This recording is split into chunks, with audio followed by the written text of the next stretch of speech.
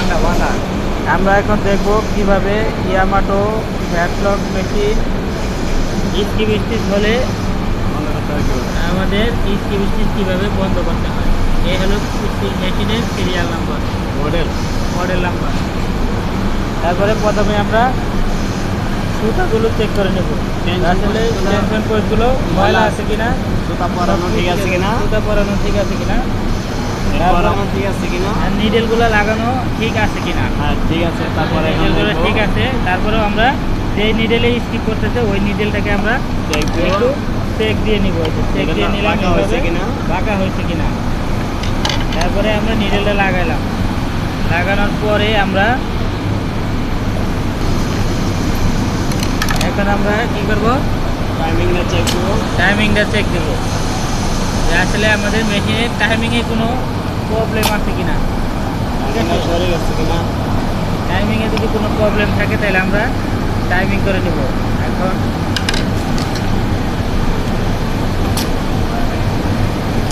Pressure ফিটটা খুলে নিলাম। Pressure ফিটটা খুলে নেওয়ার পরে এখন আমরা নিডেলের হাইটটা চেক দেব। আমাদের যে মডেল আছে এই মডেলের হাইট আছে 7 mm। যে মডেল আছে এই মডেলের হাইট হলো 7 mm। এখানে আছে আমাদের 7 mm। এই যে খেয়াল করেন এখানে 7 mm আছে।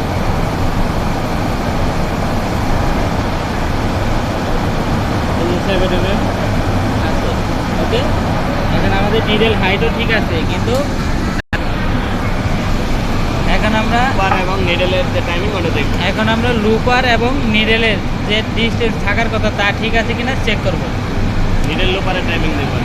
নিডেল এবং লুপারের টাইমিংটা ঠিক আছে কিনা চেক করব। যদি ঠিক না থাকে তাহলে আমরা অবশ্যই নিডেল এবং লুপারের টাইমিংটা ঠিক করে দেব।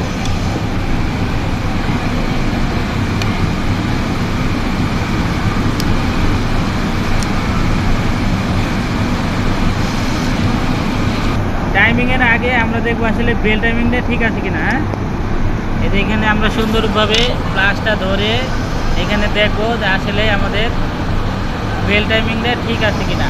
বেল টাইমিং দেখার জন্য এখানে প্লাস দিয়ে আমরা ধরে এখানে আমরা লুপারটা ঘুরিয়ে নিব। ঠিক আছে। হ্যাঁ, আবার এই পাশে ঘুরে আনবো। বেল টাইমিং ওকে আছে। এখন আমরা লুপার এবং নিডেলের ডিস্টেন্সটা গাটা দুটো সরে, এই যে গাদার দুটো সরিয়ে দিলাম। সরিয়ে এখন আমরা টাইমিংটা পরিপূর্ণভাবে চেক দিব যে আসলে টাইমিংটা ঠিক আছে। এখন আমরা চেক দেবো নিডেল থেকে লুপারের যে ডিস্টেন্স, এই মডেলের ডিস্টেন্স হচ্ছে 2.8 mm। 2.8 mm এখানে ডিস্টেন্স থাকার কথা। 2.8 mm আছে। 2.8 mm আছে। তারপরেও আমরা একটু চেক দিয়ে নিলাম আসলে এখানে ঠিক আছে। আচ্ছা, আমাদের ঠিক আছে। এখন আমাদের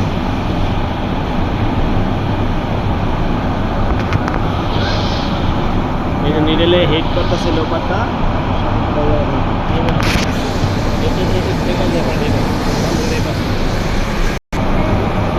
নিডেলে হালকা টাচও নয় গ্যাপও নয়, লোপারটা নিডেলে হিট করতেছে, হালকা একটু টাচে হিট করতেছে, যার জন্য স্কিপটা আসতেছে। স্কিপটা আসতেছে। আমরা এটা ঠিক আছে, মেন পয়েন্টে একটু খেয়াল করবেন।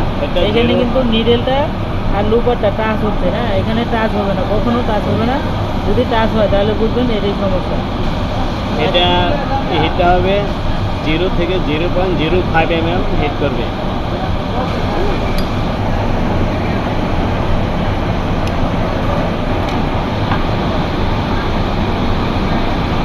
No touch no gap. এটা টাচ থাকবে 0 থেকে 0.05 mm।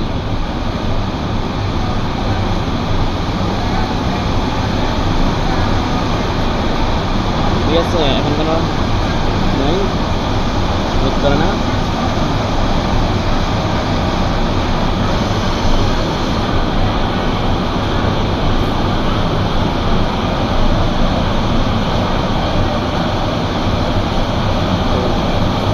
চলে আসছে। এই যে দেখেন এখানে স্ট্যান্ডার্ড টাইমিং আছে আমাদের। ঠিক আছে, খেয়াল করবেন একটু। এখানে হিট আছে 0 থেকে 0.05 mm। এখানে নিডেল হিট করতেছে লুপার 0.05 mm। 0 থেকে 0.05 mm। আচ্ছা ঠিক আছে, এখন আমাদের লোপার এবং নিডেল টাইমিং ঠিক আছে। এখন গাটারটা লোপার এবং নিডেল টাইমিং ঠিক আছে। এখন আমরা কি করব, গার্ডারটাকে টাইমিং করে সুন্দরভাবে মিলাবো। দেখেন কিভাবে মিলাই।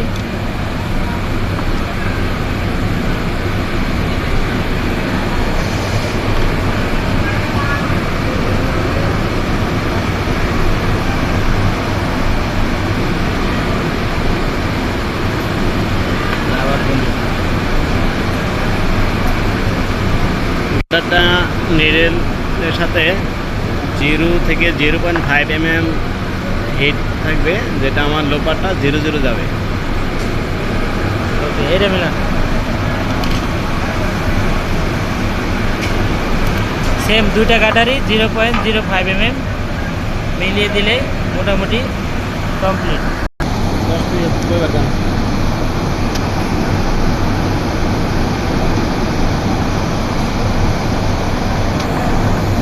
মিলছে? এভাবে সুন্দরভাবে গাটারটাকে মিলিয়ে দিবেন। গাটারের ডিস্টেন্স থাকবে কত? 0.05 mm। 0 থেকে 0.5 mm। ঠিক আছে, এই হলো আমাদের মেশিং টাইমিং মোটামুটি ক্লিয়ার। এখন আমরা স্কিপ স্টিচ সম্ভাবনা নাই, স্টিচ মনে হয় না আর পরে।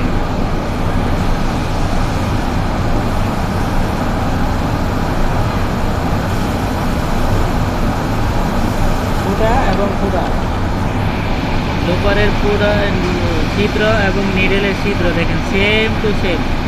দেখেন তিনটা ছিদ্রই সেম টু সেম।